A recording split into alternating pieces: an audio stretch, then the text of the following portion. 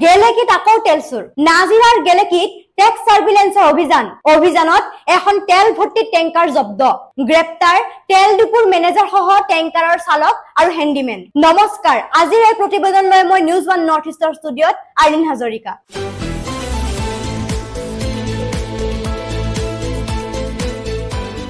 নাজিৰাৰ গেলেকিৰ নায়াৰা পেট্ৰল পাম্পৰ পৰা জব্দ হল এখন টেংকাৰ জব্দ কৰা তেল টেংকাৰখনৰ নম্বৰ হৈছে